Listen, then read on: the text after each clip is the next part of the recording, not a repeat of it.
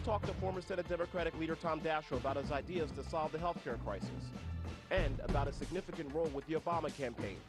All that and more right here, right now, and it's only on Roll Call TV.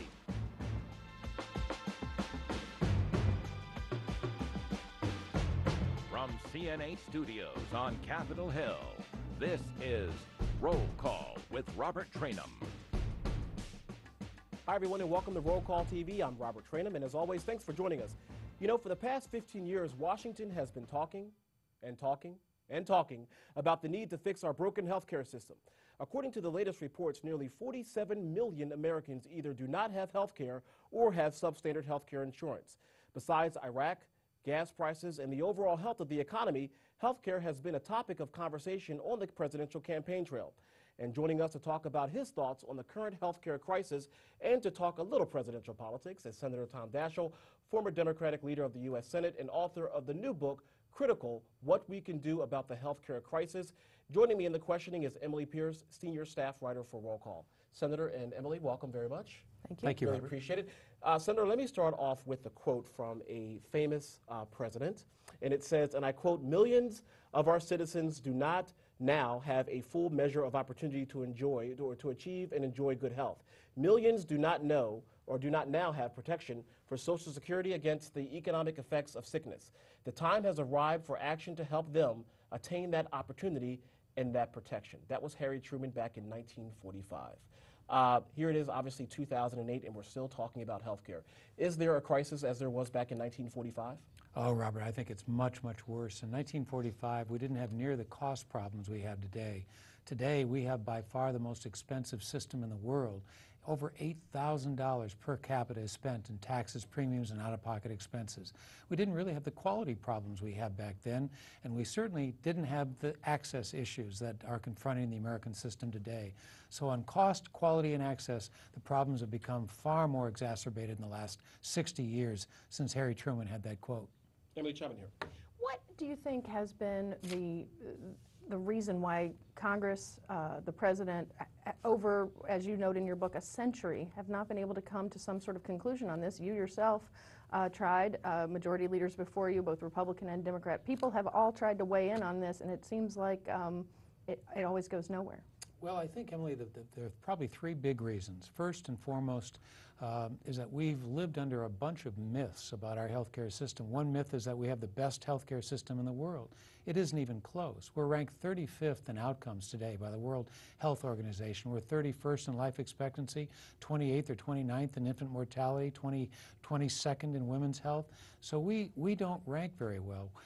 So that's number one. We live under myths, both with regard to the current system and the one that we might have. Secondly, the special interests are very, very powerful when it comes to health care, and they have lobbied hard, as we saw in the mid-90s, against health care, and I think we made a lot of mistakes in dealing with the effort to deal with the opposition. The third, and equally as big a problem, is that we have such a complex health care system. It represents about 1/4 of our economy, $2.5 trillion, and it is extremely complex and not very transparent. It is the least transparent of all the economic sectors in our country today. Well, how do you simplify it without sacrificing quality and care? Well, I think that we have to work on all three things simultaneously. We have to deal with cost, we have to deal with access, and we have to deal with quality.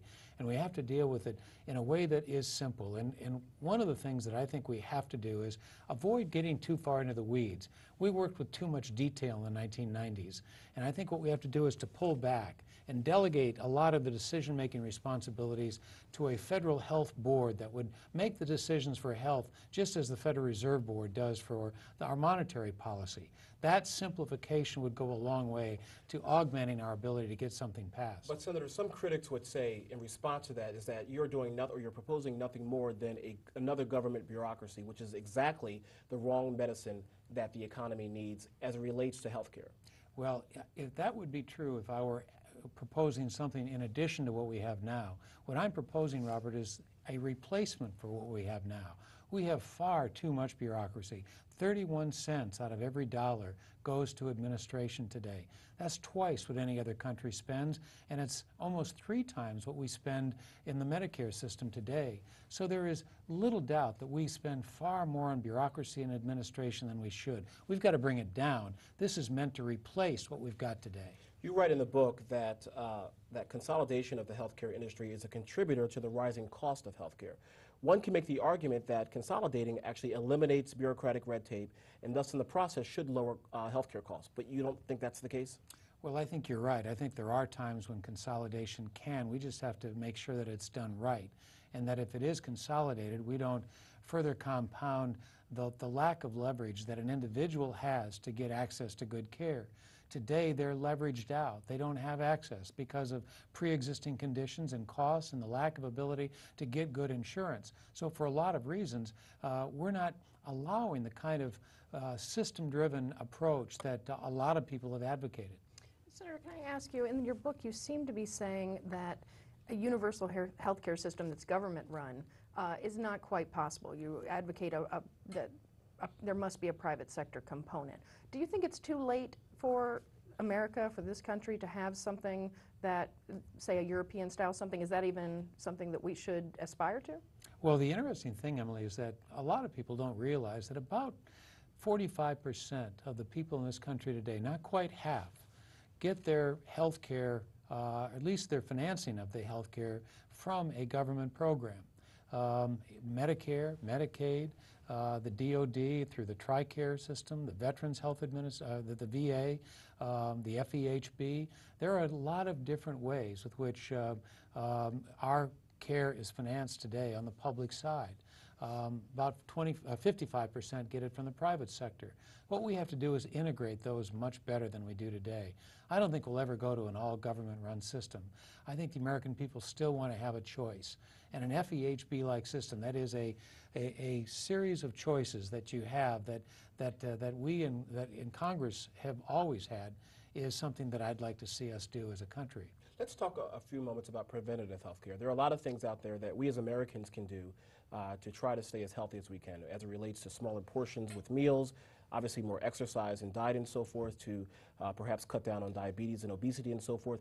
What is your position on the healthcare companies out there that says, you know what, I'm going to give you even more incentive, i.e. the insurer, to lower the cost of healthcare by eating right, by dieting and exercising? Don't you think that the private sector is rising to the occasion in addressing this issue? No question, Robert. They're doing a much better job, frankly, than government is in some respects. And when you go into most businesses today of any consequence, or law firms or associations, they have a health room, and they encourage their employees to participate and to be involved in better health. We need to do that across the board. We need to see a societal change. You know, the problem we have today in obesity is a very threatening one. It's a pandemic. Last year we spent approximately $115 billion more than we should have just because of the obesity problem we have in this country today. And it's getting worse. Life expectancy for my grandchildren is lower statistically than life expectancy for my generation because of obesity. Prevention and wellness has to be at the core of a new system. Emily, question?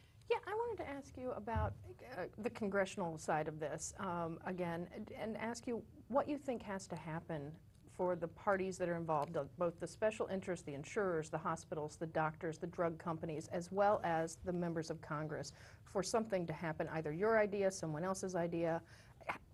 Can you see a path forward, especially given how partisan things have become up on Capitol Hill?